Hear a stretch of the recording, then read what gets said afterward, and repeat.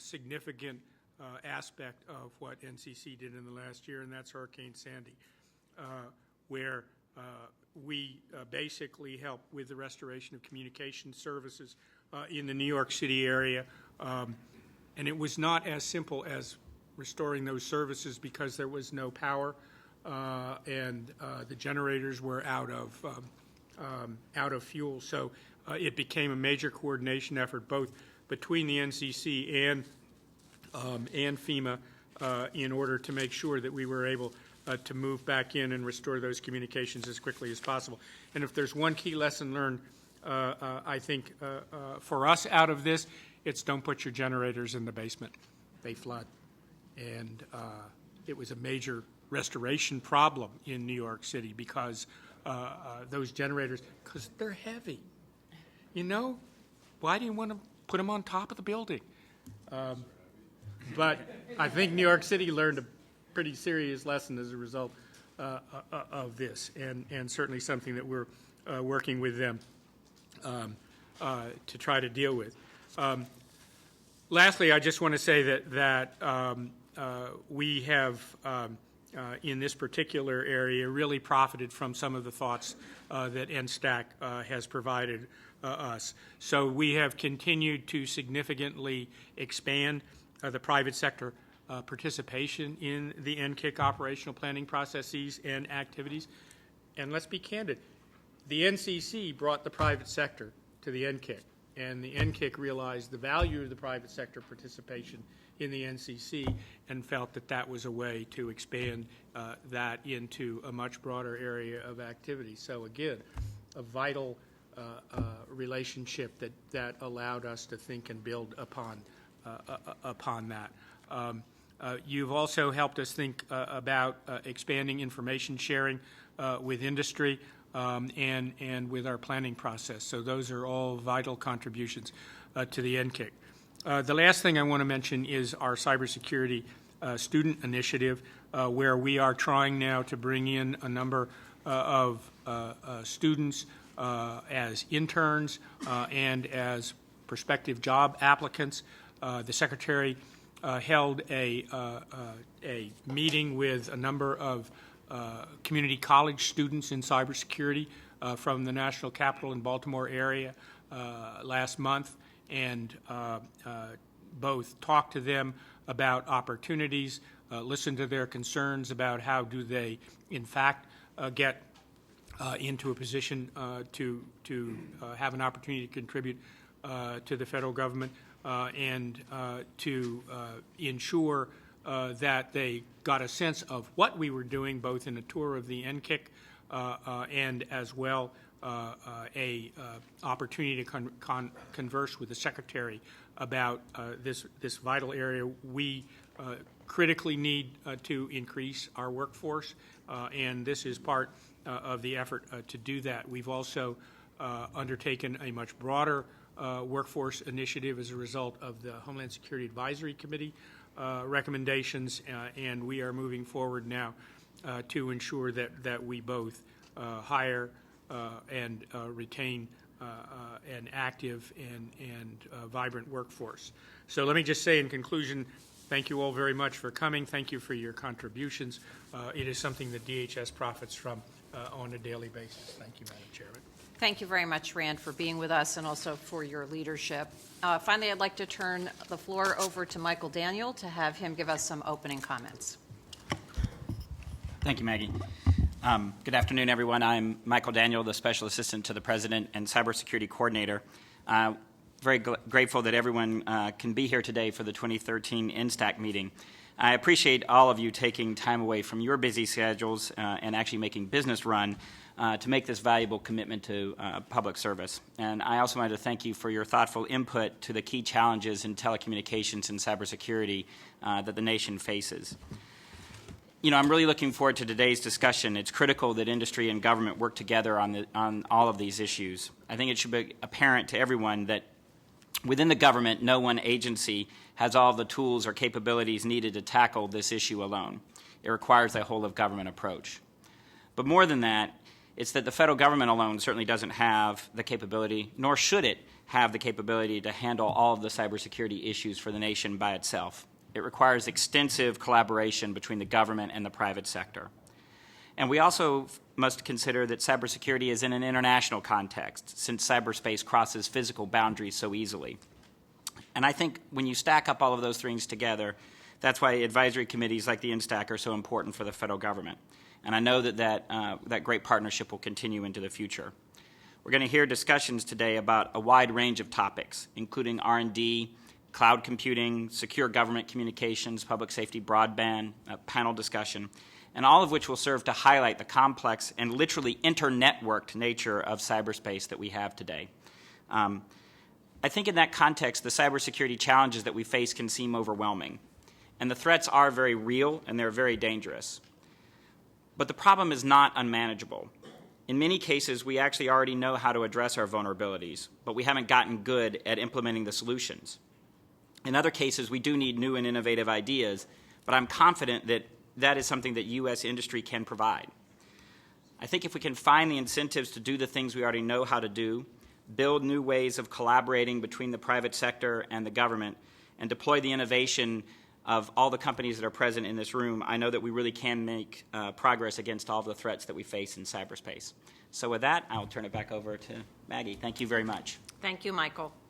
So before we begin our panel discussion, I'd like to remind everyone that this meeting is open to the public. Please be mindful not to discuss any classified or otherwise sensitive information. Additionally, as you know, we are a federal advisory committee governed by the Federal Advisory Committee Act. One of the provisions within the Act is to provide members of the public with the opportunity to provide comments and feedback on the NSTAC's activities for our consideration. Although we provided an opportunity for the public to register comments, no individuals responded, so we will therefore move on to the business at hand. Next, we're going to do our cybersecurity panel. We heard this morning a great briefing on cybersecurity threats that face our nation. That's why I think it's fitting to open this year's meeting by hearing from some of our members of the organizations that they represent and the activities that they're doing that relates to enhancing our defenses against cybersecurity. They'll also share how their organizations are looking ahead as the threat continues to evolve. So at this time, I'd like to introduce John Stanke from AT&T, who will be our moderator for the panel discussion. And the panelists will include David DeWalt from FireEye, Mark McLaughlin from Palo Alto Networks, Scott Charney from Microsoft, and Linda Gooden. So with that, John, I'll turn this over to you. Thank you, Maggie. I'll think of myself more as an air traffic controller than a moderator, given the number of views that might be expressed here today, but we'll see where we go. First of all, I'm pleased to have that role. We've got 4 very distinguished, varied, and interesting panelists here to join me. I'm going to try to get them kicked off. It's okay. She can borrow mine. Yeah, I'll pull. We're good friends already. She shared her cookie with me. So I'm going to try to get this started in a framework and a conversation, and would encourage those in the audience as we move through this. We'll certainly have an opportunity to let you ask some follow-up questions and get involved in this as well. There's no doubt that the threat environment is changing rapidly. You heard some statistics that Rand shared with you, heard what Michael shared with you. I think what I've asked the panelists to do today is to maybe take a bit of a luxury. All are actively involved in day-to-day tactical firefighting in this domain, and it does change frequently, but I've asked them to maybe take a step back and think about the next 3 years, not necessarily focus on the firefighting, but really focus our comments today on what are the types of things that maybe need to occur from a capability building perspective or an architectural perspective that might put us in a different posture 3 years from now. And so to start this off, what I'm going to ask each of them to do is very briefly and concisely share each of their perspectives on what maybe those 3 items are. If thinking about it this way, if they were made Chief Information Security Officer of the United States and of companies across America, what would be the 3 plays they'd want to see run right now to improve resiliency and improve our posture? And Dave, since you're sitting directly across from me and I can see your eyes, I'm going to start with you. What are the 3 plays that you'd choose to run? Didn't even get to share the cookie. All right, thank you.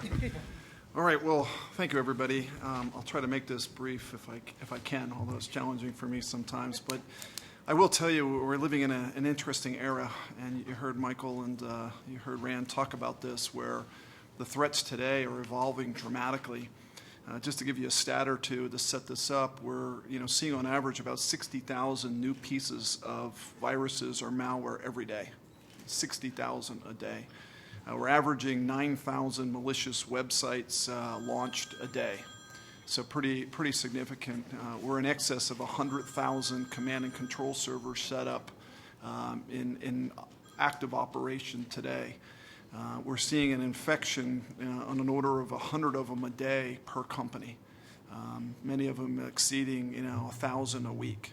So just state of things is interesting, and I draw the analogy a little bit back to sort of an old history lesson, and then an architecture maybe discussion ensues. Is for those of you who don't know, the Maginot Defense System that was built in the 1930s, kind of post World War I. The whole idea of it was a defense in depth architecture that was, impenetrable. Built in the Ardennes Fardas, it was essentially a model that took billions of dollars at that time, was layers deep, hundreds of miles long, but quickly it was able to be defeated. What we're finding today is a similar environment with threats, where we're finding these advanced threats, these 0 days or advanced persistent threats, very easily able to evade what almost every company and government entities deployed, which is a defense in depth architecture. And what we're seeing is everything from firewalls to intrusion detection prevention systems to email to web to host. Basically, all have a very similar characteristic, which is they use blacklisting as a model, which is, sort of permit everything and block by exception. So what we're seeing is that architectural model is somewhat flawed, because it's very difficult to build a blacklist that's as dynamic as today's threats are, particularly as advanced and complex as the attackers are. So we've got to evolve that defense model as well. We've got to think a little bit differently architecturally. We've got to think and maybe even reverse the model to think about it as, permit by exception and kind of block everything, kind of opposite of the model. We've got to be thinking a little more uniquely in terms of how to address these types of attacks that go out there. Maybe think along the lines of using new technologies in replacement or in addition to kind of classic antivirus or blacklisting models that are out there today. So I think just from an architectural point of view, we need another kind of almost quantum leap in viewing the technology side, much like we've seen the quantum leap occur on the offensive side, which is kind of paramount. And maybe just to limit it to two, I would also say and encourage us from a teamwork perspective, this is paramount. I'm really encouraged by the private-public sector interlocks that we're seeing. I would really encourage us to continue down that path. I think we see that working together, private and public, is quintessential to solving these problems. Technology will never solve it alone. People and process are quintessential to solving it in addition to product. So the more we can work together and the more we can share information, the more we can advance the technology, I think the better we'll be at serving tomorrow's threats as well. Thanks, Dave. Scott, where's your head on the 3 plays you'd run? So I would say I've got 3 architectural points and then 1 innovation point. The 3 architectural points, and some of it echoes what Dave just talked about, is we really have to think about network segmentation and containment. The systems have been built so that once you connect somewhere, you can connect everywhere. That doesn't work in the current threat model. And so we have to think about segregating networks and also segregating the management of networks from the data on the networks. The phone companies learned this years ago when you used to be able to blow a whistle into the phone network and get long-distance capability. And they realized they had to separate the management plane from the voice plane, and we're kind of in the same place. The second thing is to make that work, you need really robust authentication of devices and people. Now that we have TPMs going everywhere and firmware TPMs on phones, we can do machine-to-machine-based authentication and also authenticate people very robustly. The way to do this but protect privacy is to recognize that where you want strong authentications at the management plane, not the data plane. There's nothing that would, in this model, that says you can't post comments anonymously, but you shouldn't be able to access a SCADA system anonymously, and alter the way it delivers power to consumers. The third thing is we really have to get our arms around domain administration. That's the third architectural point, because we have focused a lot on the remote threats, but the fact is that if you reduce those threats, people will move inside. Sophisticated adversaries will do that. And today, domain administrators are persistent, and they have very broad access rights. And you can think about models where they have very limited rights for limited periods of time, and everything is extensively audited in that domain, in that management plane. And that leads to my area of innovation, which is, there is the world of big data and machine learning, and it is proven, amazingly important from everything from healthcare diagnostics to targeted advertising. I think it's time that we start applying big data rules to security data and use machine learning and let machines find the patterns that humans don't know to ask for. So the application of big data and machine learning techniques to security data is a way to innovate and help you enforce the rules that you're trying to create through segmentation, authentication, and domain control. Thank you, Scott. So there's a couple themes that popped up that were common to Dave and Scott in particular, the notions of containment, network segmentation, kind of the whitelisting notion, and then also the power of data and data analytics. Mark, let me go to you. Where are your three plays that you run? What are the chances I'm going to have three new ones? Bet at least one is new. So I think I'm very much with Dave on the whitelisting aspect of the positive enforcement model. But a reason for that is applications. So I think what companies are not realizing right now is that the applications are the threat. That's how they're getting in. So understanding and seeing all those applications are very, very important. And if you understand that piece of it, and you understand that SSL is becoming more of the transport layer than anything else, you have to be able to see all the applications that break the SSL, and then use a positive enforcement model of whitelisting. So I think that I'm very much in tune with that. The second is that things are becoming and need to be more dynamic in nature, and I'll call it natively integrated. So if all the various securities that David mentioned that used to be defense in depth really need to be much more natively integrated, because, as we heard this morning, some of the briefings, the air gaps between those things are what lets the threats in the first place. And those have to be dynamic. So if you're changing a policy over here, it's automatically changed over here, because you have a lot of different points on your network, a lot of different devices in your network.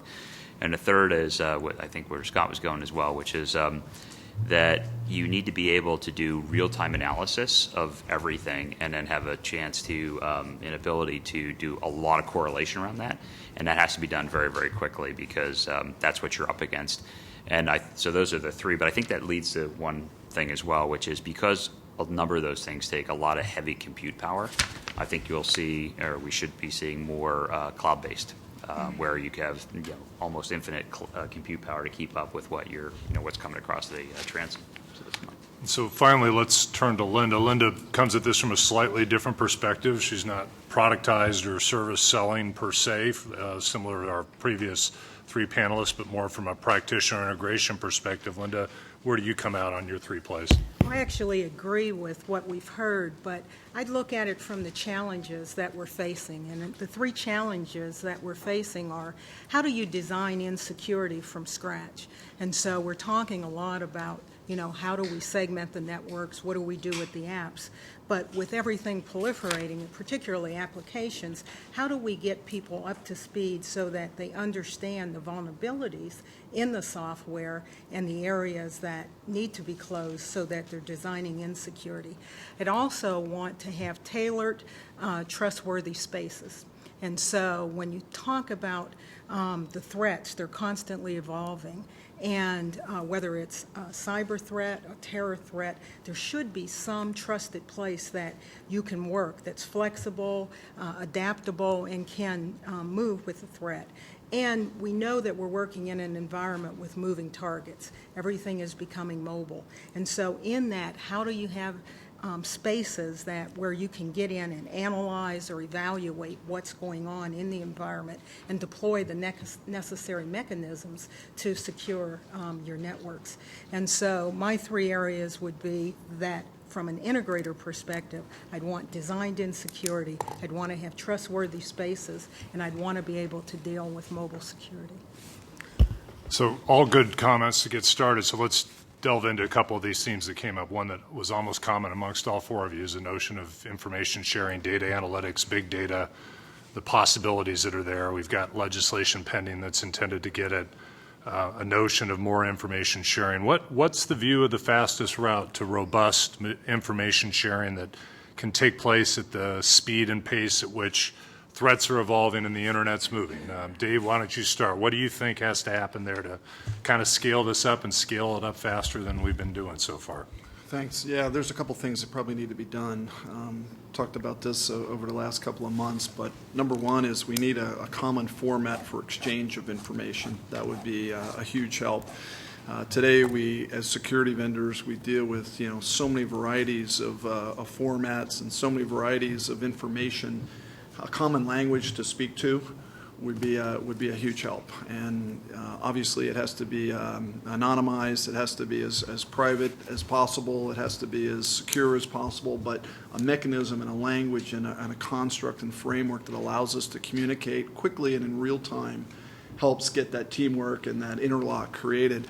Of course, overarching all of that is some sort of safe harbor, some sort of capability that allows us to share that information securely and privately and done in a way that still observes privacy and civil liberties and enable us to do that sharing. But the combination of a common format and an umbrella sort of capability to do that sharing is probably what's most required. So assume you got that second piece. What would you play your hand? What would you do to try to move the first piece? Is there a specific initiative you'd sponsor, undertake, join in? Where would you go from a technology foundation?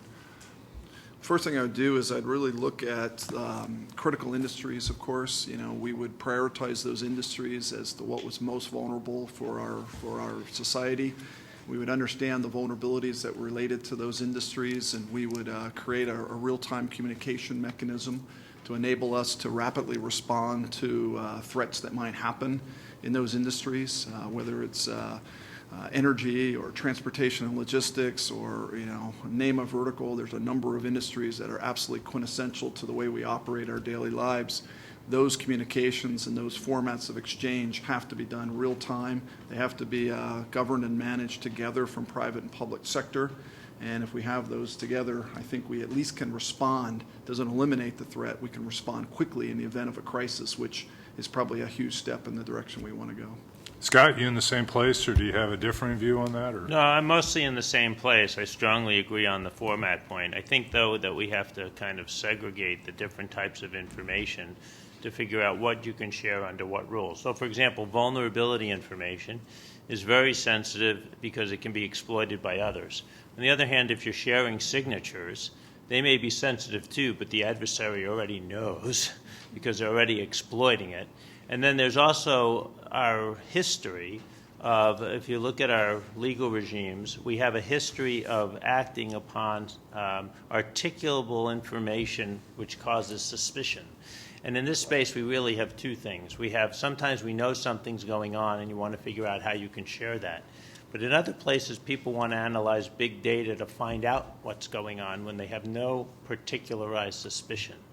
And that second problem raises, I think, much broader concerns for civil liberties, because the idea of collecting massive amounts of data to look for the needle in the haystack has a different implication, I think, for most people than the concept of we see something's actually happening that's really bad and people need to act on the data. And it's the difference between the police responding to a crime and the police just searching to look for evidence of a crime when they have no particularized suspicion. And so I think we have to, look at these buckets a little bit differently if we're going to create processes and rules that work and also strike the right balance between security and civil liberties. Sure. On the civil liberty issue, obviously we see in commercial models today people willing to give up personal information in exchange for something of value, perceive something of value.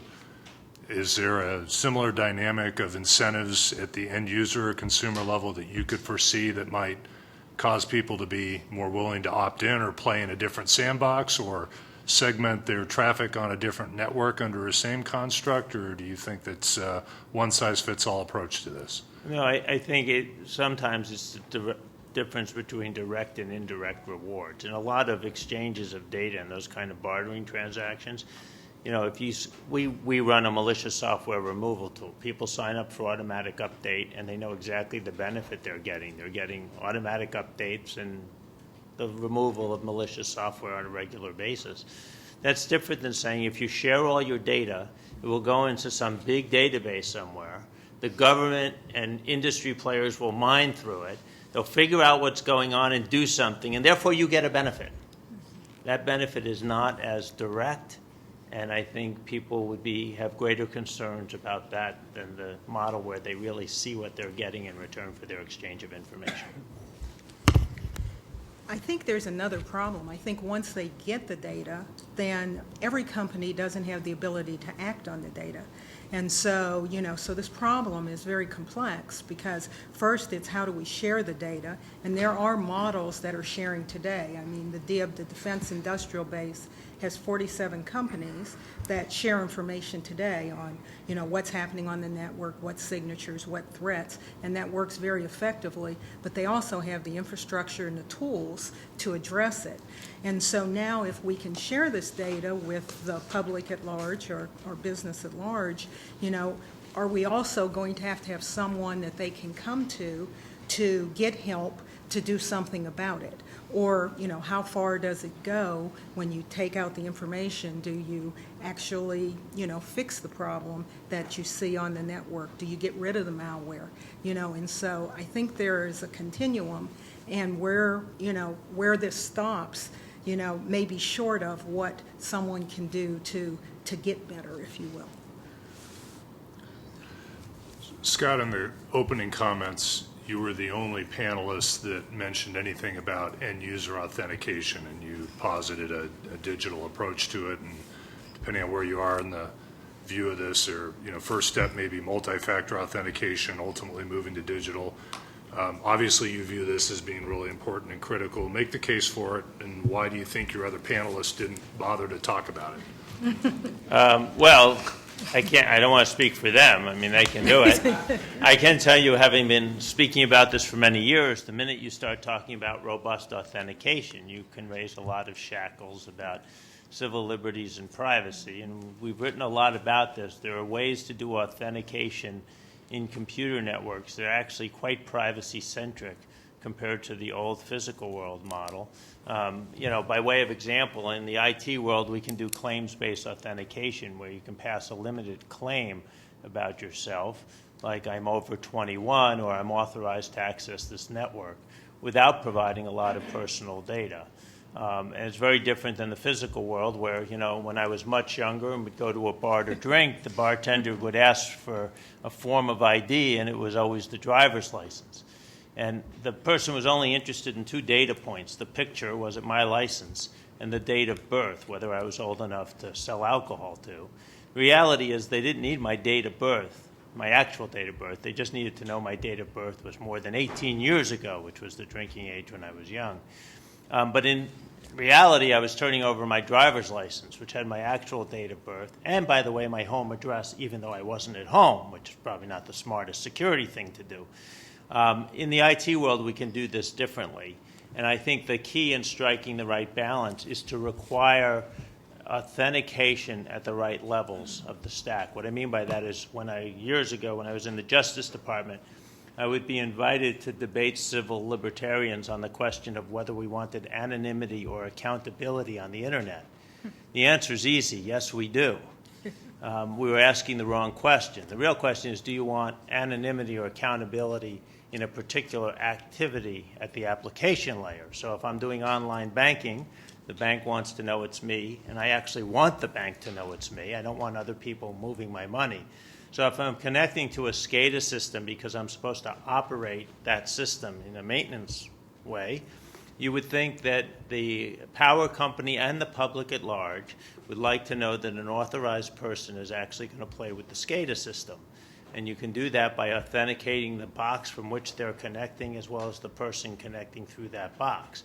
And I think ultimately there'll be more two-factor authentication, whether it's, generated codes, biometrics, or the like, and in the right applications, that should be required. But it should not be required in all cases. Hey, John, if I could just add on there for a second, I think Scott made some great points, and I think this user authentication, multi-factor authentication area is critical as well. And I'll give you a reason why. When you look at the majority of the attacks that are occurring today, they're coming through a technique called spear phishing. And spear phishing is all around targeting an individual, trying to essentially steal their credentials. And once you have their credentials, you have unfettered access to whatever they had capability to access.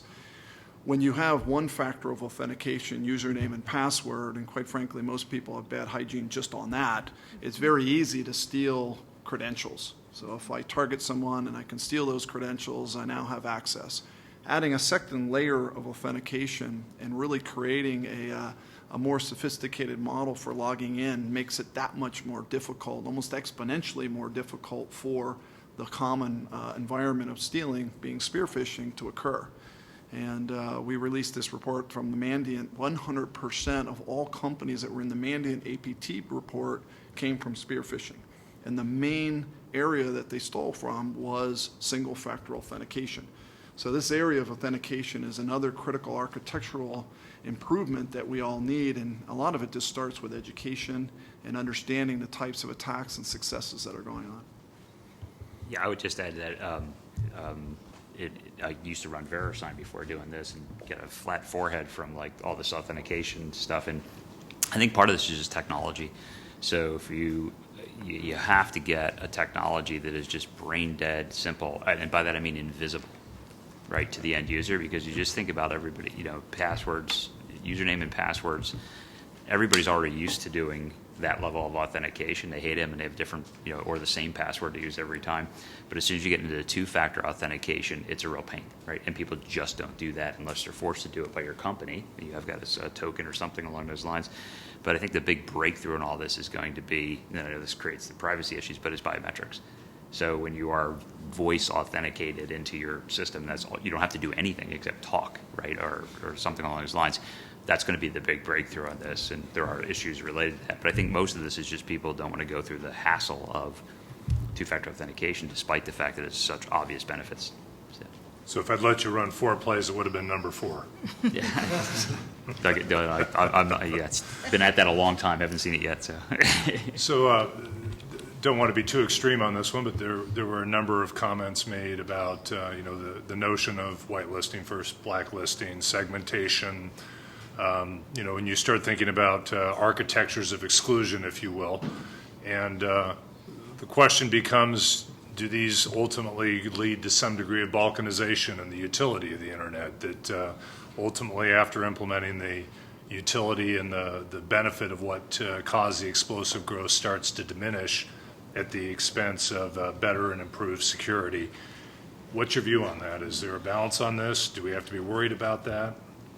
Mark, why don't you start? I'll kick that off again. We used to, VeriSign ran all of .com, and I think we dealt with this problem a lot, or they still deal with this problem a lot, which is it's the thing that makes it so valuable is the thing that makes it so risky, right? So having .com as an example of everything is completely connected to the internet all the time. It's very easy to do that, and the minute you start to do segmentation sort of at that level, it vastly diminishes the utility of the thing in the first place. So that's why the concepts of balkanization, of more secure places on the network, and the idea of a lot of new top-level domains being introduced, some of which are just around security or around banking or things along those lines, I think is one, makes sense given that concept, and probably is inevitable that you want to go to the safe. A bit of analogy what Linda was saying, but you want to go to the safe place or the safe internet to do these kind of actions, and otherwise you're fine. You don't really care about that. So I think that's coming. Maybe just one more comment on that, and I mentioned the statistic a little earlier that we see 9,000 malicious websites set up every day. These numbers have been growing dramatically. When you look at the governance model of the internet globally, to say there is one would be an overstatement. we have very little governance model. We have almost no background checking whenever somebody does register a domain, particularly in some parts of the world. And we have such ubiquitous access to websites all over the world. The ability to register a website and do harm to someone else is the primary vector. There's spear phishing that goes in, but almost always they have a link that you would connect on that would download something bad. And it's almost always done through the web. And what allows that is this lack of governance model that we see on registering domains and actually validating and authenticating you as a business or an individual. We're finding so many crime groups and other types of organizations that can register tens of thousands of domains for really one purpose, which is crime. So how do we do better background checking of those who are asking for the domains? It's almost like a gun permit or a fishing permit or a driver's license. We do much more validation of those who are asking for those types of items than we actually do on the internet itself. So even just a little checking, even if it was and something that could be done in microseconds, is all that's needed, and sometimes just to reduce that vector a little bit more. And just that step, and you know this well, Mark, from what you've done with VeriSign, if that was done more globally with a treaty, we could probably reduce the threat vector in half, almost just from that one item. Yeah, just internet that actually had been done once in China for .cn a number of years ago. The Chinese were very concerned about .cn being used. There's just an explosion of these domains and being used for these purposes. And the Chinese government, because they can do stuff like that, required if you want to register a website, you had to physically show up at an office with ID and say what the state of your business was. And the number of those domain registrations went down exponentially in 2 weeks, just to almost nothing. So there's something to that, Scott, you had made some of outside the room, but there was some allusion to hygiene and the relevance of getting everybody to better hygiene, and we were talking a little bit about maybe an architectural shift over time to evolve to a more thin client environment where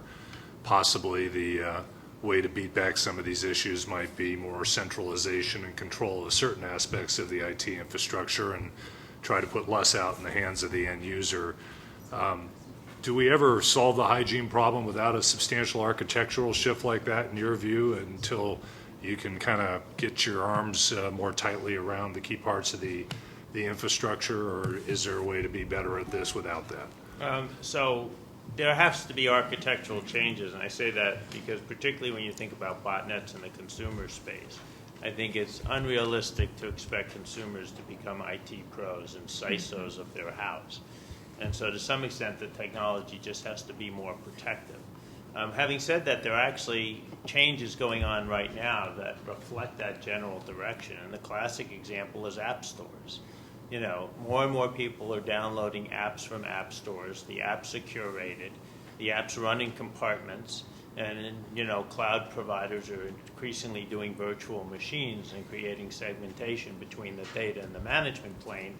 And in the App Store model, too, the way you think about keeping people current is just very different. In the old model, you would issue a patch for something, and the bad guys could reverse engineer the patch and deploy the malware immediately, while good guys were testing the patch for compatibility and other things.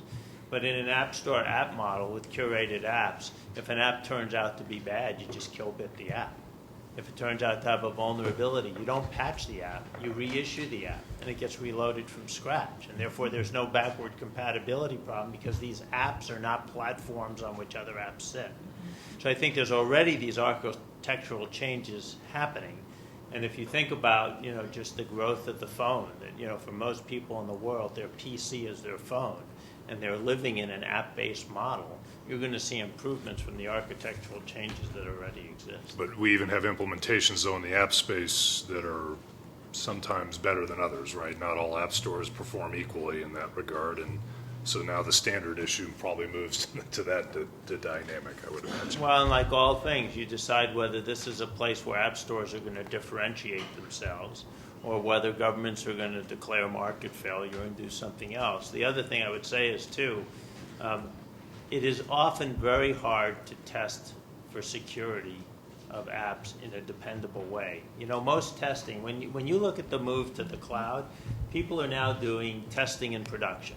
It's impossible to test in a lab at global scale. So what they do is they roll out the application to a subset of their global users. They get the feedback, and they either decide to roll it back or go broad. The challenge with that model, which I keep reminding people, is when you do that kind of testing in production, you're actually only testing for reliability.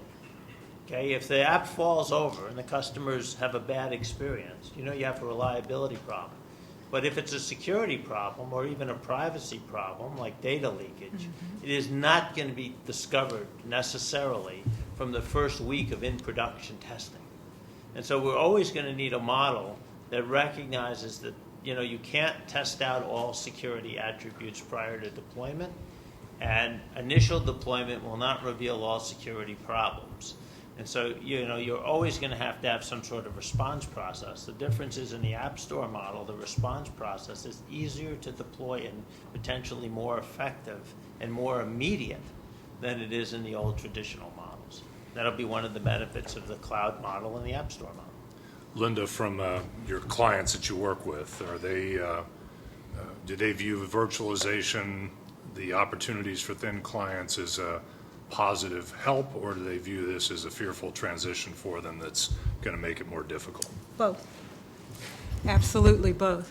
With the budget situation, most clients see the cloud as a possible avenue to buy it as a service, and so you can save capital. So that's a very good thing. But the downside of that is you no longer own the hardware, and the security is always a question. And cloud security has not matured yet to the same level that other security has. I would like to digress a bit, though, to the public hygiene, because I do think another area is to make it autonomic, to automate the public hygiene. And if it's automated, then it can be part of every solution. It can be like an operating system. You can't run without one. And so you could probably do something very similar with public hygiene, and that would take it to another level. And people would do it because you don't say, I won't have Windows 7 or I won't have Windows 8. If Microsoft says we're moving, then we're all moving. And so I think that that's another architectural thing that we could do that would help with the public hygiene. Well, if I may add, it's Yes. interesting when you look around the world and see how different organizations are starting to look at the hygiene issue. For example, in China, there's a company called Alipay, which has 450 million users. And one of the things that they are now doing is that when people come to Alipay to do their payments or whatever, they actually call the Security Center API in Windows and see if the person's patches are up to date, their antivirus is current, their firewall is turned on, and if they're not, they direct them to remediation. And their view is that's a service to the customer to make sure their customer is more secure. And I think we have to build a lot of that. The technologies already exist. We've got to build the business process into the fabric. And in Australia, they have a voluntary ISP program. When they see malware coming across the network, they notify the user. In one case, they even quarantine the user and help them repair their machine. I mean, there's a lot of opportunity here. The technology is now mature in that space. It's a question of execution. Exactly. And, it's easier to get mind share than it is to execute, because when you want to execute, people have to spend real resources. Let me put one more question to the panel, and anybody can jump in on this if they'd like. There's a variety of themes that popped up. Mark, you talked about the need for great systems integration expertise that moves across functions to think end-to-end. Linda, you were talking about, design the right kind of security in from the start. Many of you are part of companies that have some very, very, very talented individuals in this space working to solve problems, but the surface area and exposure is large across all companies in the U.S., and the adversary who is causing the problems here have some incredibly gifted and talented people in a dark way as well that are fighting against this. Is the right kind of intellectual property broadly available across corporate America and across businesses in the U.S. to be successful from these adversaries, or are we fighting at a talent deficit, in your view, to execute on these things? Good. I think that just from a human capital perspective, I think that we're a Silicon Valley-based company, and and so is Dave is, and Mike, Scott. You got a lot of folks out there too, but we find it just harder and harder and harder to get the folks who can really help. So it's just this talent statement, and in maybe a perverse way, we often go to the places where the bad guys are in the first place to get them to come over and work for us. Right? So that's it's an avenue of talent as well. I think the ideas are there and the IP is there, so it's very creative. That's not the issue. It's just getting the folks to to work on it. Has been a challenge for, I think, a lot of companies for a long time. Will be. John, if I could just add on, I mean, I'm completely convinced the talent's there. I mean, without a doubt, the talent's there. We have some of the best researchers, scientists in the world to combat some of the threats that we're seeing today. The challenge we have is the good guys aren't collaborating at a level that they should be. And one of the problems that gets in the way of that is capitalism, quite frankly, and these sharing agreements and the ability to cooperate as a team in a crisis. So you'll see pockets of knowledge that have all the pieces that are needed to solve the problem, yet the sharing isn't always done in a timely fashion, and therefore lots of victims are created. Not easily solvable because capitalism's a little bit of the heart of what we live on here. But having said that, the more sharing and the more teamwork we can do, the better off we're going to be in the long run, especially when it has critical infrastructure at risk, the way we're starting to see the threat. And one other comment I would make is, we're doing so much now in the world of applications and mobile computing, and there's so much information that can be shared there as well. John, you hit on something earlier about the way we onboard applications isn't the same in each marketplace. We basically see some vendors do this well and some vendors do this poorly, but most of them do very static analysis of the application at the time it's pushed to the marketplace. There's almost no dynamic analysis to security or malware that can attack. And this is a very big risk as well that I think needs to get shared, because as we see the proliferation of mobile computing, the ability to build botnets on these mobile computing devices that could ultimately create huge denial of service type attacks. This is an area we've got to share and we've got to work together in a little bit, because that's tomorrow's big problem that's quickly emerging here, especially the way side loading works on these applications, the way in which the applications can be downloaded. Things that we see are a little more frightening even than they were in the past as you move into this environment, particularly with some of the adversaries in the Middle East that we're starting to see. Their access to this is very high and can occur. Okay.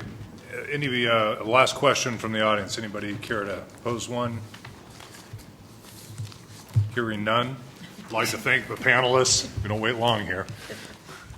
Yeah, I'd like to thank the panelists for participating. Really good insights across the board. Obviously, some interesting opportunities as you look at the next 3 years emerging to start to put some more creative defenses in place over time. And I think, as Dave said, I echo, it's an interesting trail of money that's starting to move to solving some of these problems. I think the risk and the exposure is starting to be understood, and hopefully capitalism will, in fact, work to solve some of these problems as a result of that. So thank you very much to everybody for their time. Please join me in thanking them.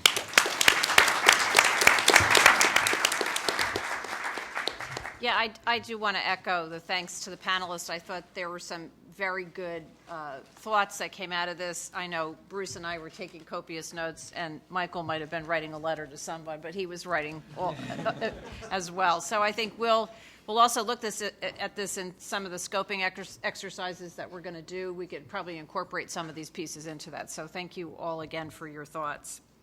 I'd like to now turn our attention to another topic of interest to many of us. That's the federal government research and development priorities.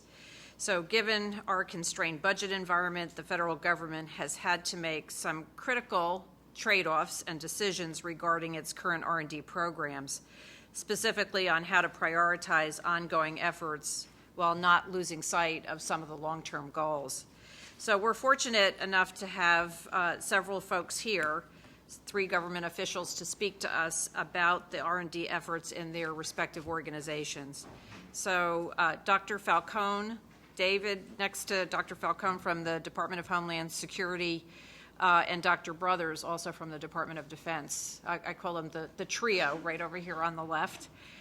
So I'd like to ask each of you if you could just give us a quick update on what you're working on. I get to go first, huh? Thank you all for inviting me today to talk about something that's really important. The Office of Science and Technology is a part of the team here. in this building supporting our boss in the next building over. And our job here is to bring perspective on science and technology issues when we sit as a part of the overall policy processes that are led, for example, in this domain by Michael and his team, as well as working on issues related to the policy for the doing of science and technology. So the shorthand, science for policy, policy for science is what we do. And in both of these aspects, I'll say that I have become, of course, my domain is the national security and international affairs portion of the science and technology community, but I think overall, but particularly in national security, I've become very impressed by the importance of public-private relationships and by rethinking how we engage the private sector or the for-profit sector, the nonprofit sector, and government to work on these really important and critical problems. So I'm really very excited to learn more about your group and look forward to being advised by you. We're grateful for groups like this. I wanted to also mention two other groups that we work with and that might be useful to partner up, at least for you to be aware of their interest in their work as well. One is the President's Council of Advisors on Science and Technology that does include some industry members, so is dominated by folks probably more from the academic community, but in R&D. And they, of course, care deeply about the cyber issue and about some other national security, certainly national security communications issues. And the other, and it's also a FACA, the other is the long-standing National Security Advisory group from folks outside government, the JASON. And so it seems to me that all of you bring interesting perspectives, and we work with the other two a lot, and I would like to, on these S&T issues, maybe see that work together. In our work in cybersecurity in support of the President's policies, we have the responsibility for the Shape the Future portion of the activity, including the research and development investments by the government, transition to practice or how we can promote transition to practice of promising technologies, and cybersecurity workforce development. I would say a big issue there, and it just came up, is how do we think about career paths that allow folks coming along to always be working at the sharpest edge, which probably means which does mean that we've got to envision mechanisms for more flow in this entire system and think more carefully about, instead of just avoiding conflicts of interest as we think about movements, for example, between the profit-making sector and the government sector, and go from avoiding conflict of interest to effectively managing conflict of interest, so that we bring young folks along. And we have a number of initiatives in this area, working with the Office of Personnel Management and with departments of agencies to do some policy prototyping in this area. And so insights on that we'd also appreciate. But turning officially to what you asked me to talk about, which is the research and development priorities, I think it's from the issues you've already heard about today. The priorities are established in the policy documents. The executive order from last summer on the national security and emergency preparedness communications functions, the executive order and the presidential policy directive that dealt with resilience and cybersecurity that you heard about this morning, and also the administration's continuing interest in cybersecurity legislation. And all these initiatives are continued commitments to critical infrastructure, safeguarding the defense and security industrial base, and protecting innovations that drive our economy. Our work works on the research and development strategies that cross the agencies and departments. And we convene the interagency via something called the National Science and Technology Council, which is chaired by the President's Science on behalf of the President by the President's Science Advisor, Dr. John Holdren. It has 5 committees under it, and I co-chair the Committee on Homeland and National Security. The cybersecurity R&D strategy has been developed in a couple of different groups because, of course, there's different parts to the R&D strategy.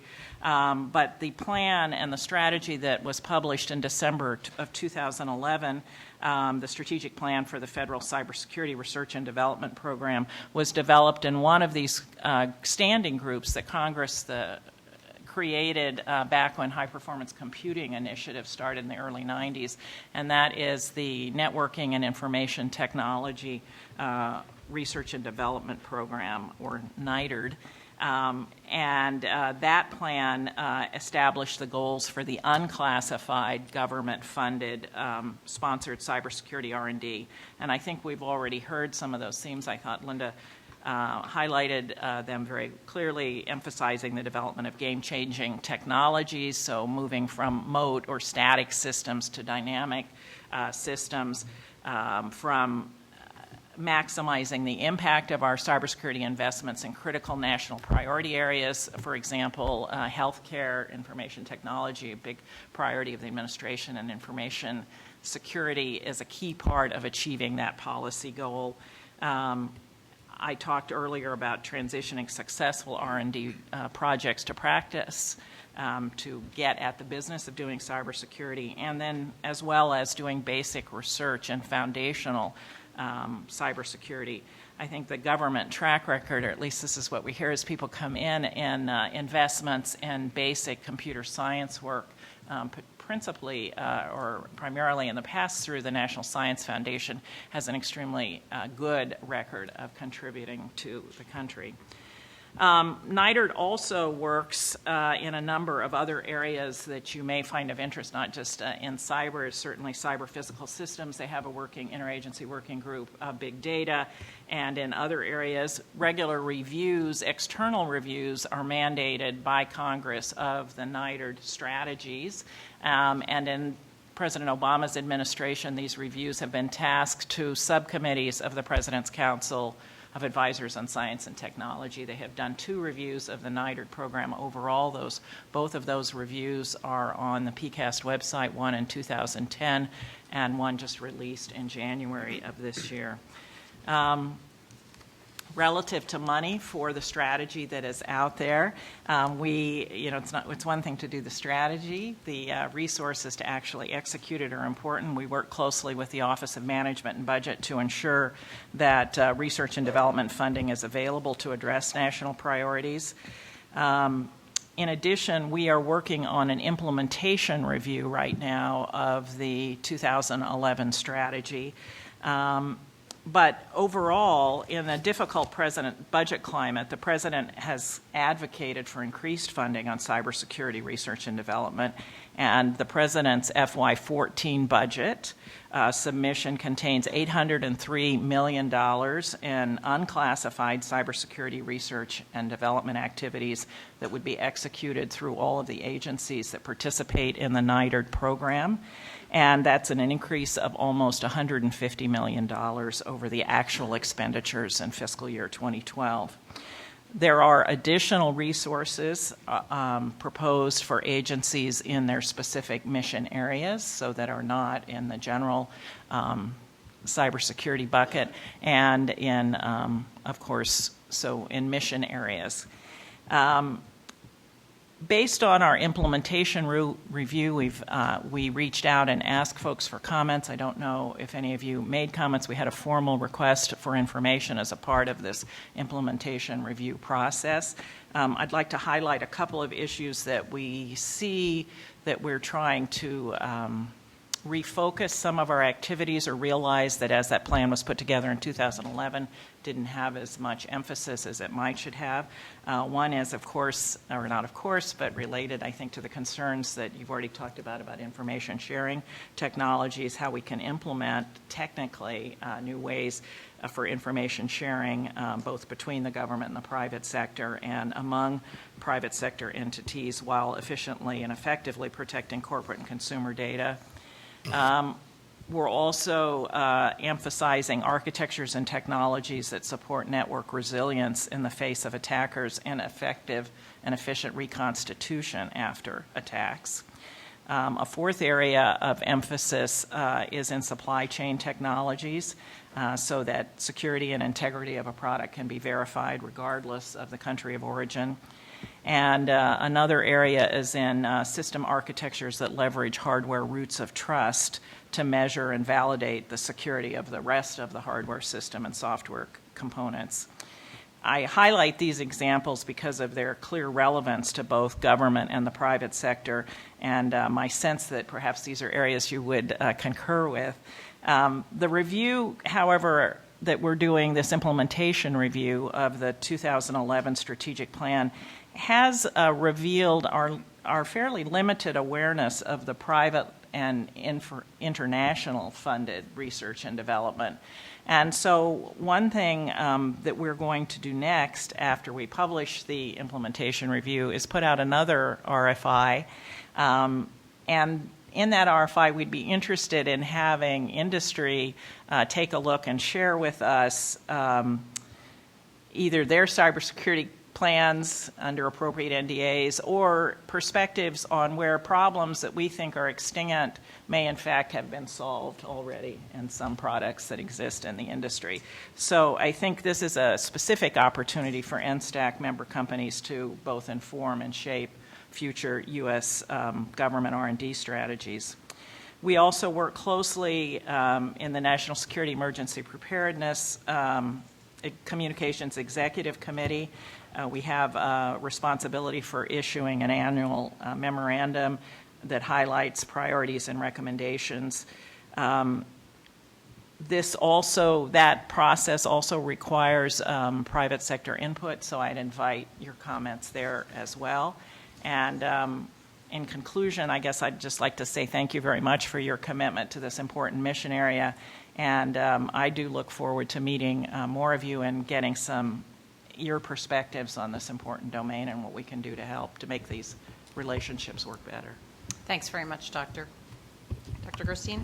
Yeah, thanks. Well, I'm very pleased to be here to talk to this group, a very impressive group, and I look forward to laying out some of our thoughts. I'm from the Science and Technology Directorate of the Department of Homeland Security, and we are sort of the analytical and technical arm of the department. It's not to say that we're exclusive in that, but that we do have a center of gravity there. And we have about a budget of $800 million or so, and it is spread over 6 commodity areas: first responders, chem bio, cyber, explosive, resilience, and the Borders and Maritime Division. And today what I'm going to do is very much focus on the cyber domain. I know that's of particular interest to the group. So the first thing I'll tell you about the Science Technology Directorate in cyber is that we took some very significant budget cuts as we went from the fiscal year 12 to 13, and it caused us to have to really rethink about where were our priorities and how would we do our business and still take care of the department's cybersecurity needs. Now, as luck would have it, and because cyber was an emerging entity, it actually saw some benefits, some plus-ups, but still not enough to make a difference. And I'll just share with you some of the numbers that we have in our cybersecurity division. We have 30 people, not a very large number. Our budget is about $80 million. That seems like a pretty decent amount, 10% of the science and technology budget. About $5 million of that actually comes from other partners, whether it's industry partners or whether it's international partners. We also recognize that with a budget that size, we can't be all things to all people. So I'm sitting a couple seats away from Microsoft, and I know they spend considerably more on research, development, and innovation than we spend in the department. And so part of what that causes us to do is think about our business process and how do we bring forward these technological solutions at a reasonable cost to the organization. So I want to give you 4 principles with the way we've been thinking about the work that we do. The first thing is that we have to be aligned with all of the national level documents. And I know Bruce today talked about the executive order and the PPD. I won't go into those in any detail. We also recognize that there's a certain government power in terms of partnering rather than directing. The power to convene is very important, and I want to run that through as a theme. We also have relied on what we call a systems analysis. We think this is very important. That is, you have to look at your cyber system and you have to decompose it into those important parts, find out where you have your seams and gaps, and then make the appropriate investments to try to handle those most difficult gaps first. And then finally, to embrace innovation wherever it is. And we're doing a lot of, I would say, unique things to try to interface with industry, to try to get more information. We have a program we've just implemented called Technology Foraging, for example, in which we're trying to identify performers in the space. Now, what I thought I would do for the rest of the time I have is talk about 5 key areas where we have cyber investment. So the first one is one that we heard during the previous session, and that's on trustworthy cyber infrastructure. And here what we're trying to do is look at methods for securing cyberspace. And one I'm sure most of you have heard of is, for example, in secure protocols, DNSSEC, Domain Name Server Security, where that is now being implemented. That was a science and technology initiative. We spent about $10 million, multi-year project, not much money really for such a major enhancement, but it really does prevent link poisoning, which can help ensure that you're going to the proper sites.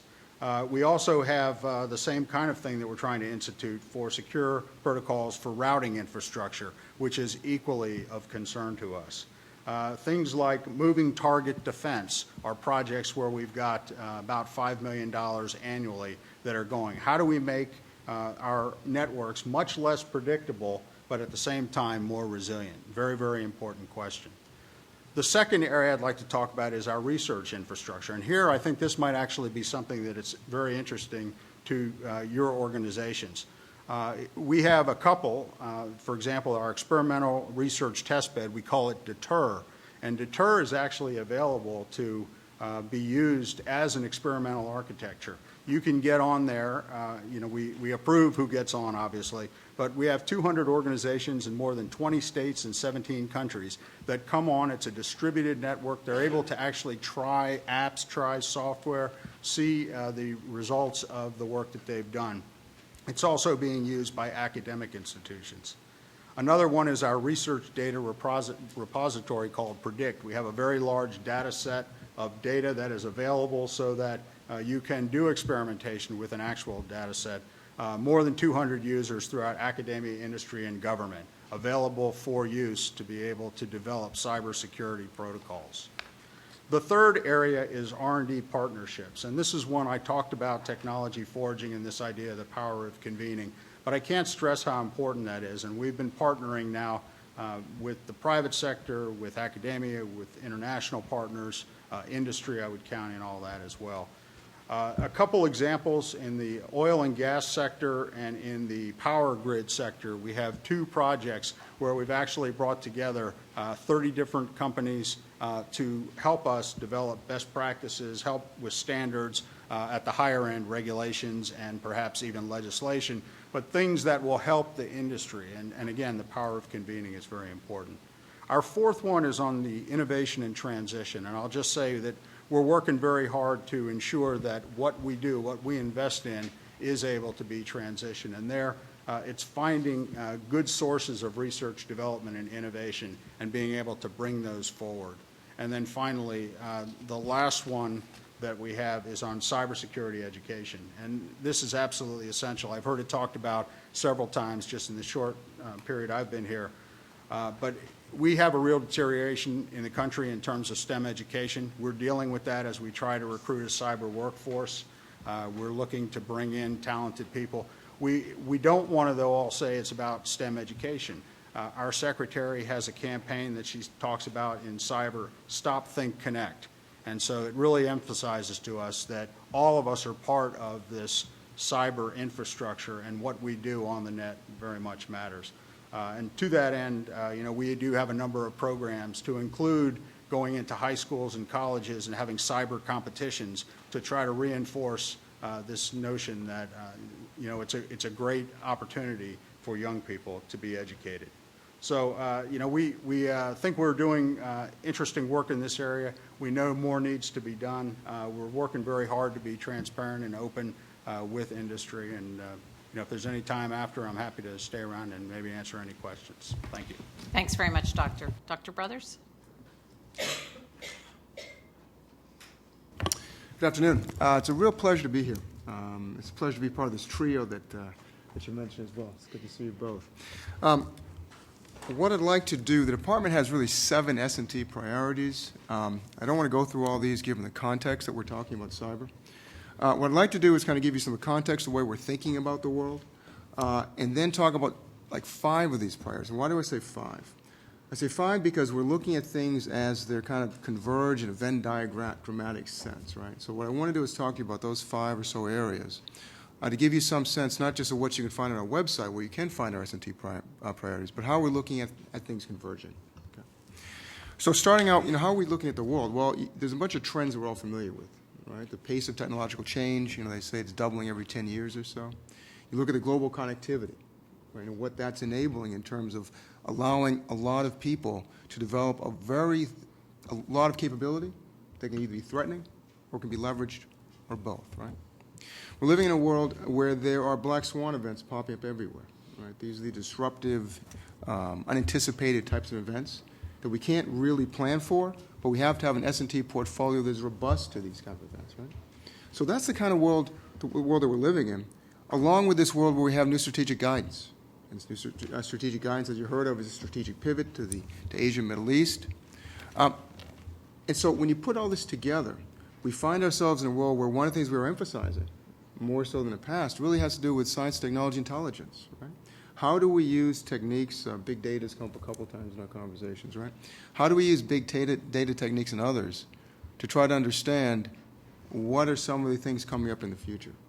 One of the areas that we're looking at collaborations with is working with industry. What are some of the things that you're seeing coming up? Again, this gets back to how do we prepare ourselves for what a lot of people are calling an uncertain future, right? How do we understand this? So interesting collaborations looking in that space. That's an area that we're pushing out into. We haven't necessarily pushed quite as hard before. So let's get to these S&T priorities. We looked across, a couple years ago, we looked across the department and tried to determine, based on reviews of all the programs, what were some cross-cutting technology areas, science technology areas, that we're underinvested in. And that way, from our office, we could try to push investments in those areas. So let's get to several of those. One, of course, is cyber. How are we looking at cyber? We've kind of a 4-layered architectural approach to cyber, and a lot of those layers have been talked about in this discussion. The first layer is trust, and we talked about trust. So trust here has to do with not just authentication, which we talked about, but also the supply chain, which Pat talked about as well. And so we're looking at how do we establish, the foundation of this is trust. We're not necessarily looking at defense in depth, but we're looking at assuming that, the bad guys are in our networks already, right? So the second layer of our framework is resiliency. With the knowledge that if they're in our networks, then we have to be able to fight through these attacks when they occur. The layer above that's agility. Agility is what will give us the ability to be resilient. So this is agility in terms of how we're operating in these systems, right? And then on top of that is the end result, mission assurance. What are we really trying to do at the end of the day? We're trying to make sure the commander gets his mission accomplished. That's the top layer. So that may mean that you have a system that may have reduced capabilities, but at the end of the day, the mission commander gets his job done. So what are some of the challenges? Well, challenges, how do you know what's in your network? Right? Network cartography is a big issue that we're talking about. Another issue is command and control resiliency, right? Because you start looking at our increasingly network force, what ties it all together? It's our command and control infrastructure. How do we make sure that specifically is resilient? To that end, we're looking at a cyber measurement campaign, right? What's the infrastructure needed to understand what is going on in networks? And not more fundamental than that, what are the metrics, right? How do you measure that? How do you know if your network's secure or not versus some other state? So those are some areas that we're looking at in cyber.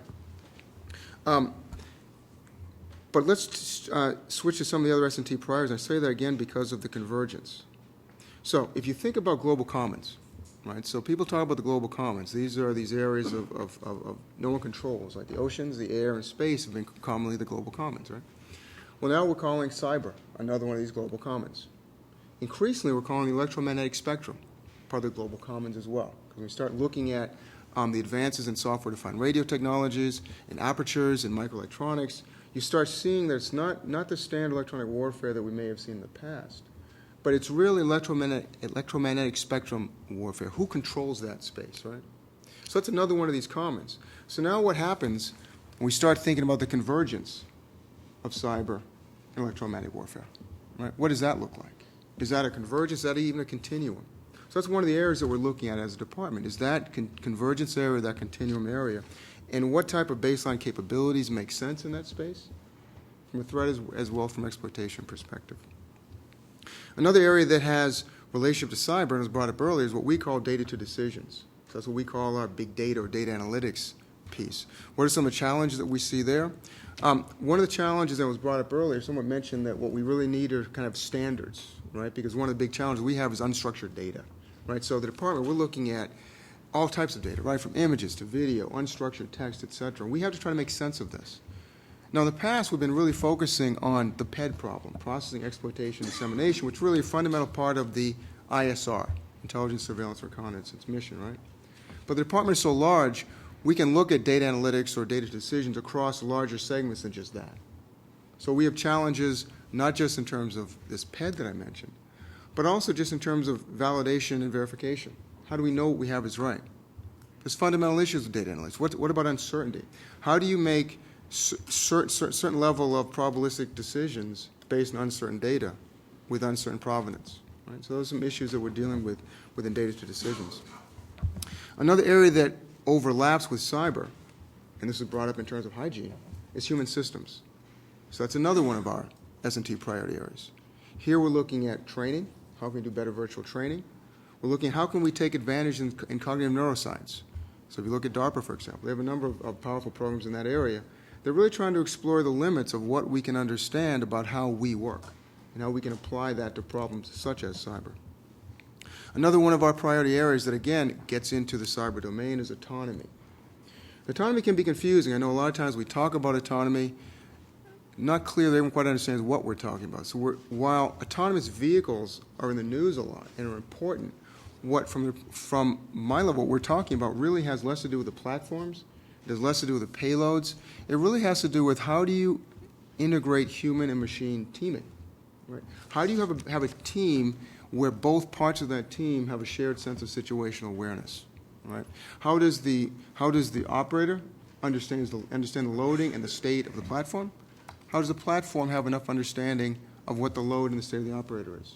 Right? How do you really have a small number of operators controlling a larger number of platforms? That's kind of the goal of this whole piece. Right?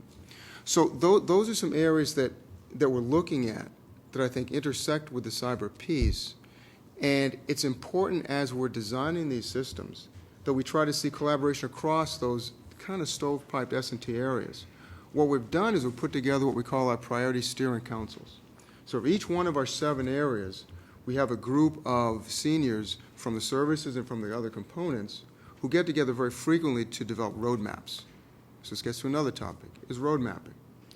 One thing that we're interested in is how can we do a better job of developing roadmaps that actually inform industry of what we need in the future, not just telling industry what we're doing, but actually informing what some of our gaps are. So trying to understand how we might do that.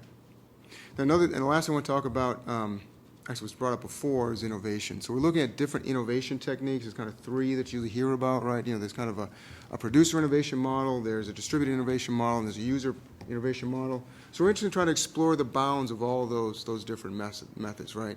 To see what are better ways to address not just a traditional defense industrial base, but also non-traditionals, right? To see where we can capture creativity from across what we call the S&T ecosystem, which is academia, industry, and laboratories. And this gets to how can we do a better job integrating our laboratories, researching this whole piece. So I think you can see there are 7 of these priorities. I went through about 5 of these priorities, how they relate to cyber. And what we're really trying to do is understand better how do we get better innovation and creativity into what we do to deal with the tempo that technology is really changing right now. Thanks. Appreciate the opportunity. Thank you, Doctor. Thanks to all 3 of you for joining us and for giving us your thoughts and points of view in terms of what you're all working on. We appreciate that. Since it's been a very long day, we're going to take a very quick break. So why don't we take about 5 minutes, do a stretch, and then we'll get into just some of the quick update reports and should be able to get out of here earlier. Okay? So I think, as many of you know, last year we approved the NSTAC report to the President on cloud computing. Thank you, Mark McLaughlin, for your leadership on that. It also included our recommendations to guide the government's transition to cloud computing for both national security and emergency preparedness equities. The report was sent to the President after it was approved, and I understand that progress has been made with some of the recommendations from the report. So I'll now turn the meeting over to Mr. McConnell for a status update. Bruce? Great, thank you, Maggie. So as Maggie said, you all said the government is moving to the cloud. Have you thought about the NSEP implications of that? Here are some recommendations for you. And so we have made quite a bit of progress on these, and I just want to give a high-level summary of the progress we've been making, because I know Mark and his team put a lot into this report, and we really appreciate it. So the first recommendation was to organize, for the government to organize itself appropriately around this, and we did reorganize the governance structure, replacing the old committee of principals with the new streamlined executive committee under a new executive order that the President issued, 13618. And we also reorganized the mission organization inside DHS to integrate the comms NSEP piece with the overall Office of Emergency Communications. So that one's pretty well under control, I think. There's a few others I'll just briefly touch on here. So one of the things you advised us to do was work on the development of security standards for and cloud data format and portability standards. We're making progress on that. NIST has a cloud computing roadmap they've developed with the private sector, and there's another workshop on that is going to be occurring in about 6 weeks. So the market for some of these standards, particularly in the portability area for things moving to the cloud in an NSEP environment, is not yet fully mature. But so it's a little premature for standards in our view in some of these areas, but I think we are definitely working that issue as the market matures. A third area, you suggested we redefine, expand the definition basically of national security and emergency preparedness to include the term information services, given the fact that the way that the cloud serves us is through a services model. And so this executive committee, NSEP executive committee, has drafted another definition. It's going through internal review now inside the administration. And so we will get that in shape, I think, in the next month or two, and then we can determine whether we can do that administratively or through legislative change. A fourth area is to ensure that you can get priority routing for NSEP purposes in IP world. And that's been worked on here in the executive committee, and also obviously through the FIRST network for the National Public Safety Broadband Network. And one of the things we note in that piece is that there's some advantages from a resiliency standpoint in moving priority services to the cloud because of the large-scale elasticity and kind of inherent resource allocation mechanisms that exist in the cloud. Fifth, the question is, can we adapt the Telecommunications Service Priority, TSP program, to a prioritization and provisioning and restoration of cloud services? So the answer is we think so. We're talking to the FCC about that. I haven't got that one worked yet. And finally, we continue to expand and mature the FedRAMP program of cloud security controls for U.S. government use of the cloud. So I think the technology is still in its early stages. We have made substantial progress on a number of these things. We do pay attention and appreciate the insights that you've given us, and we will continue to work along with Michael's team with the chair and co-chair to move down these roads. So without any unnecessary questions, that's my report, Madam Chair. Okay, thank you so much. Any questions on that? We'll look forward to further updates at our other meetings, Bruce. Thank you. So now I'd like to introduce Scott Charney, although after today he's a man who needs no introduction. But That's usually true, but for the wrong reason. Scott has been extremely active in leading our nationwide public safety broadband network initiative. This is a final briefing of the draft report that has been put together by the subcommittee. As many of you know, the NSTAC has been examining these implications of this National Public Safety Broadband Network for the past year, and I believe the subcommittee has completed a very timely and robust report that will enhance FirstNet's establishment of the NPSBN. So, Scott, why don't you give us an overview? Thank you, and good afternoon, and thanks for the opportunity to discuss the work of the National Security Telecommunications Advisory Committee subcommittee looking at the implications of the nationwide public safety broadband network on national security and emergency preparedness, or NSEP, communications. Recent tragic events remind us of the importance of the national security and public safety missions and illustrate how effective response depends on professional execution of responsibilities by both the public and private sectors. These events also highlighted some interesting trends regarding the impact of advanced communications on incident response. Communications remain a key enabler, but not just among government officials. The general public is involved to a much greater degree than in the past, both informing and occasionally complicating operations. Furthermore, priority communications for authorized individuals are increasingly important as local, state, and federal officials and the general public compete for finite communications resources. In today's communications environment, users enjoy rich, seamless video, voice, and data experiences. These advanced communications can also enable NSEP and public safety users to better fulfill their missions. Yet to date, the adoption of advanced communications in support of these missions has been limited for a variety of reasons. Congress and the administration recognized this gap, both initiating an effort with the NSTAC in 2011 to explore if and how the then proposed nationwide public safety broadband network could affect NSEP communications, and by enacting the Middle Class Tax Relief and Job Creation Act of 2012. That act helped advance public safety communications by authorizing funding and establishing a governance structure for the nationwide public safety broadband network. It did not, however, directly address how that network would impact NSEP communications either now or in the future. So we undertook to look at that work, and I want to highlight the participation and, more importantly, the active, constructive engagement by a diverse set of industry and government stakeholders throughout the subcommittee's work. The NSTAC has benefited from a cooperative relationship with and substantive input from the public safety community, including representatives from the National Public Safety Telecommunications Council, also known as NPSTC.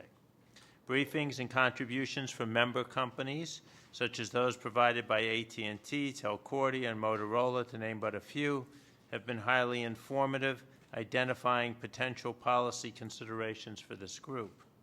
And finally, engagement with our federal partners, from the Department of Homeland Security, the Department of Commerce, and its National Telecommunications and Information Administration, and from the Department of Defense has been quite helpful. Turning to our current report, the NSTAC found that NSEP and public safety missions are complementary and at times fully integrated when events escalate in significance.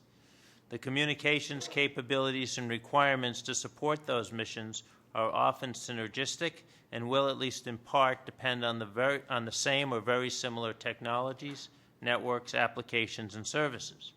NSEP and public safety officials recognize the need to collaborate across jurisdictions and develop services that can be shared to optimize increasingly limited resources and more effectively perform their missions. Finally, incentives and investments will continue to be needed to promote innovation, to fulfill NSEP and public safety users' unique requirements, for example, for priority communications.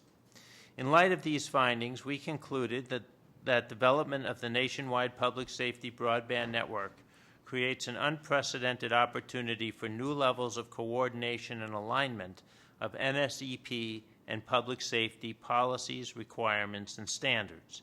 Increased coordination and alignment will enable innovation, create economies of scale, reduce costs, and improve mission effectiveness.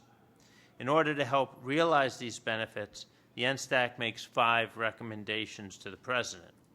First, the NSTAC recommends that the government functionally align and streamline federal organizations with NSEP and/or public safety communications responsibilities and functions.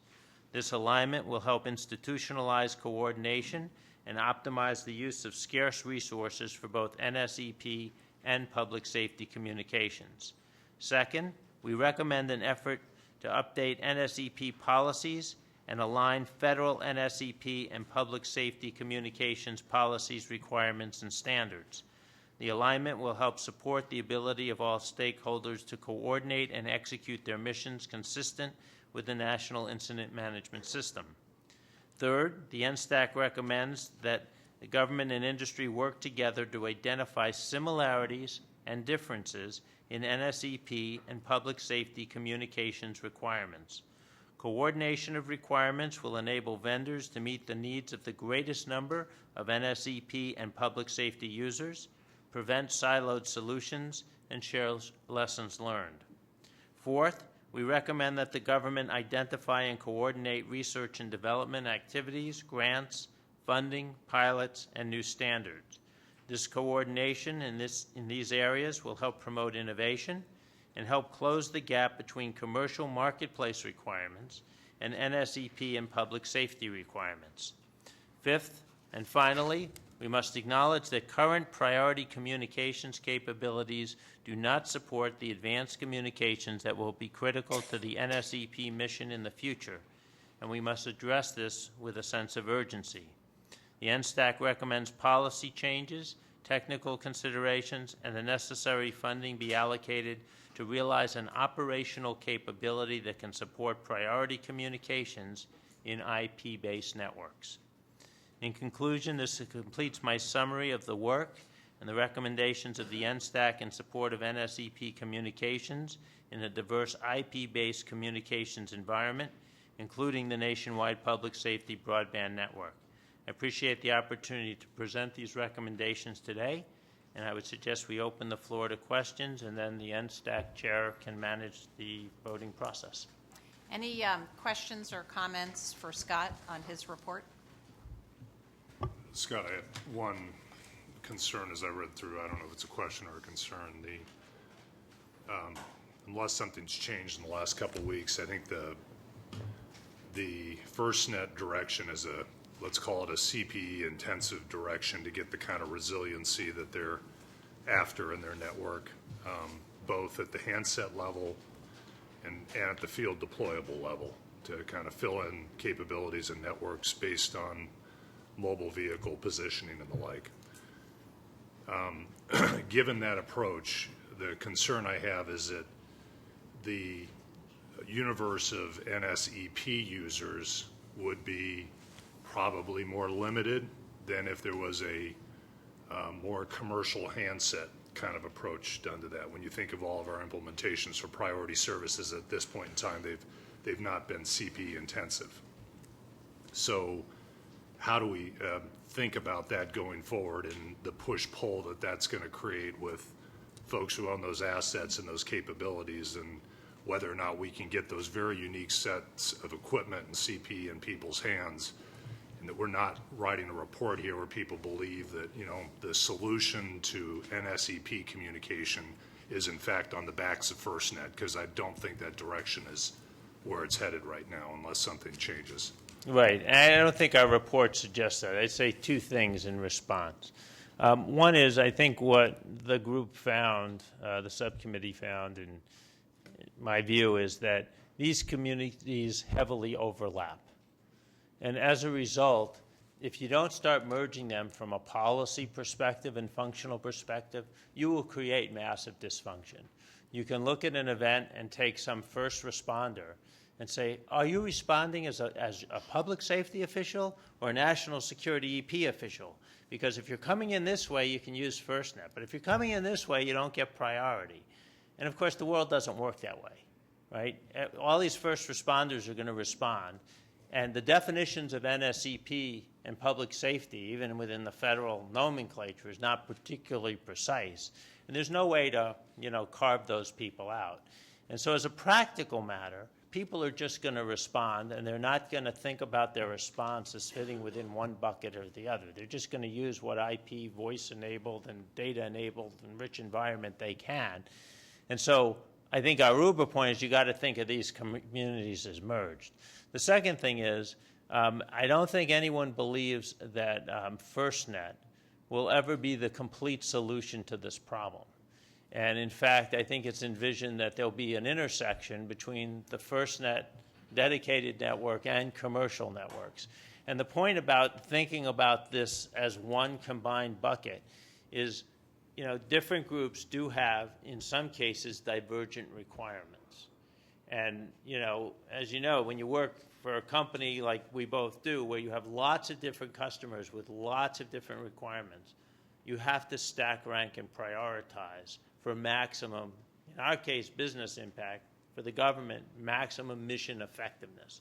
And the only way to get there, I think, is to combine these groups, then stack rank those requirements, and then the government has to figure out for like NSEP special needs, how do you fill the delta between what you've created and what some subgroup may need in a specialized circumstance. But I think the view has always been that FirstNet would be part of the solution and not the entire solution. Does that answer your question? Yeah, the reality is it is going to be a hybrid network, right, on the infrastructure side. It's going to be somewhat some private and some integrated for other purposes. But the magic of that's going to come off specialized CPE. It's not, that architecture will not be available to anybody who doesn't carry specialized CPE.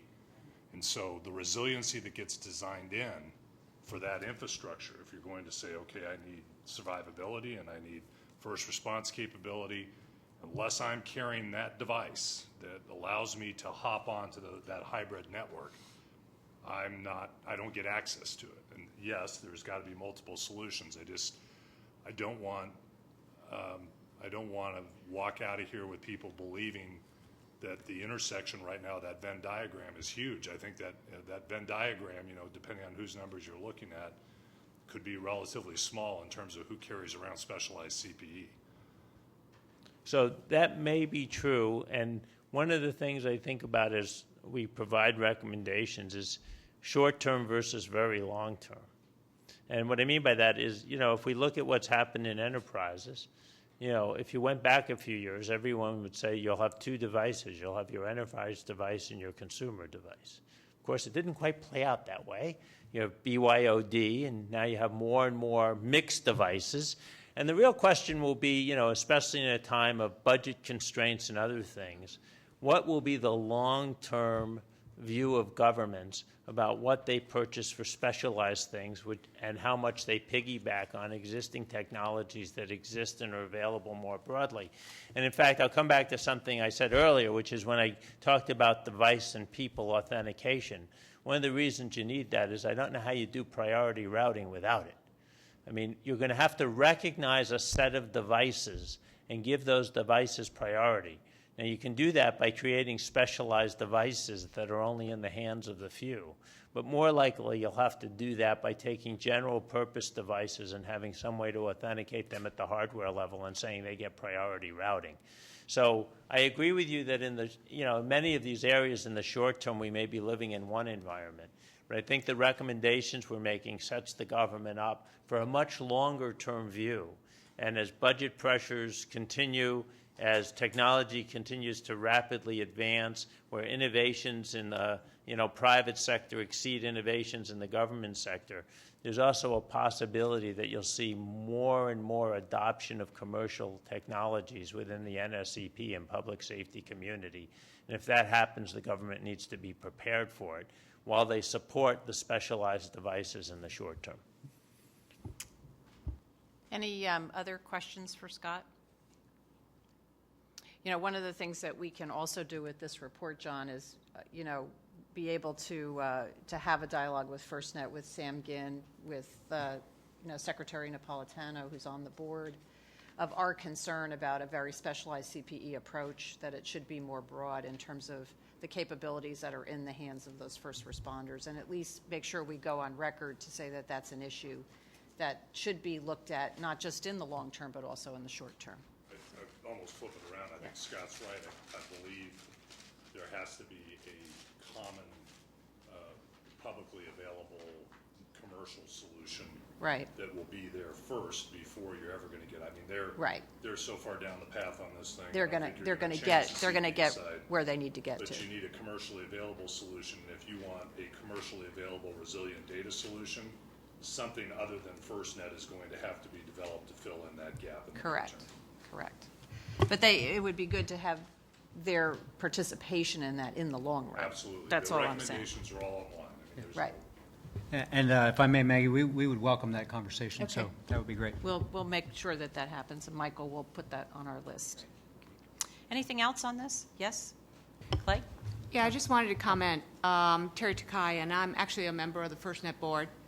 And I think that, a lot of these questions are some of the questions that we're, really exploring. I think the report is going to be extremely helpful because I think we focused initially a great deal on the requirements that we had collected from a public safety and state and local perspective. And we're now, really just getting to the point where we need to merge those with the federal requirements and then the national security emergency preparedness effort. So the recommendations are going to be extremely helpful to that effort going forward, particularly between myself and Homeland Security with one of my other hats. We're also running the National Security Emergency Preparedness Committee. So I think there are venues to bring the results of this report in and actually, bring them to bear on the activities that are happening. So I know there's a lot of discussion going on, but, I wouldn't want to leave the, perception that it's, all of the technology decisions are locked in. Now, there are only a certain number of choices, John, so I understand that part. So not trying to, certainly obviate that, but I think that's a lot of the discussion that's happening and that's going to happen as we, look at the full set of And a local requirements. constituent group that's being served first, right? And that's going to be a bit of the challenge, right, as you Right. bring these together, because FirstNet was really initially structured to satisfy and, address state and local and public safety issues. But I think what's emerging more and more is the point that you raised, which is when it is in fact the need to do a true emergency response in CONUS, there's going to be very little distinction between who's doing what, and then we're not going to want to have that distinction from a communications perspective. But, that's now coming into the mix as we're, really taking a look at the full set of requirements. So I think all the points are very well taken. They're all really important. And I think, again, just to repeat, the need to bring together the national security emergency preparedness with, what we're going to do from a state and local standpoint is going to be really important going forward. So, Scott, thank you for all the work of the group and everybody that worked on it. Thanks, Terry, and I know you can bring the message back to the rest of the board members as well. So with that, I'd like to move that the NSTAC approve the draft NSTAC report to the President on the national security and emergency preparedness implications of the National Public Safety Broadband Network. All in favor? Aye. Any opposed? Terrific. Thank you again, Scott, and thank you to the entire team. I know many companies participated in this, and there was a lot to cover, but you guys did a great job for us, so I appreciate that. So next I'd like to introduce Jamie DeSantos, who is our Secure Government Communications Subcommittee Chair. And I understand since we last met, the subcommittee has developed a draft of the report, but is still working on that report. So this is a status update on an interim basis. So Jamie, let me turn this over to you for a quick update. Great. Thank you, Madam Chair. Well, good afternoon, everyone. And as Maggie mentioned, I'm your chair for NSTAC's Secure Government Communications Report.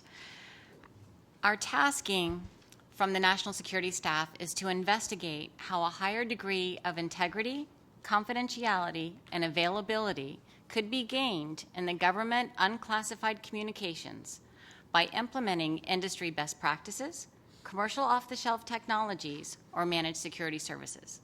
So to inform our report, we chose to identify and invite industry leaders from across all market segments inside the private sector. We also met with government leaders, we've read external reports, we've certainly read testimonies, and we did this to ensure two things. One, that we had a very good understanding of what the cybersecurity requirements were for the unclassified government communications, but also to be informed of what the novel security approaches are in the private sector. So today we have three themes in which we'll be making recommendations around. They are technical, behavioral, and organizational. And we'll be making those recommendations to you all, the members here, on the 20th of August. So I look forward to briefing you all at that time. And I would like to thank you all very much for your outreach and getting everybody to come in. The resources are magnificent. They're hardworking. I love everybody that's on my committee. Most of them are here today, so thank you. And thank you to the White House for your mentorship. Earl, I see you back there. Thank you. And certainly for Department of Homeland Security, thank you all, your team too. So that concludes my report. Thank you, Jamie. And I think in light of the conversations we had this morning, what we could probably do is get a draft out of some of the recommendations and maybe have a call with some of the CEOs that are interested in participating in that before August. So we'll make sure Yeah, that I'd love to do that. In fact, I have some notes from this morning That'd for be us great. to pick some folks and then go through the draft. That'd be fantastic. That'd be Thanks. terrific. Any other comments for Jamie? Okay, thank you. So I'd like to close by thanking everyone for your participation today, especially all of the members for taking the time to come. I know we all have very busy schedules. This was a long day, but you were all very active in your participation, and I personally appreciate that. I think we came at it a good place, and we had a lot of good dialogue on how we can add value on a go-forward basis. I'd also like to thank, of course, Michael Daniel, who's our guardian angel at the White House, and also Bruce McConnell, our guardian angel at Department of Homeland Security, for their support on an ongoing basis, and the teams that also work with us. It's been terrific. A thank you to our panel. I think John Stanky has another job in life. He can go on television and do panels if that's his choice. He did a great job on the cybersecurity panel, and also Scott Charney and Jamie DeSantos for their hard work on the reports that we're working on. I also want to thank Mark. Mark has been a great catalyst in a lot of the changes that you've seen us make. He's been terrific in working with me and also with our government entities. So with that, I'd ask you to mark your calendars, if you haven't already done so, for August 21st. So that will be our next member conference call discussion, and look forward to speaking with all of you then. So safe travels. Thank you very much.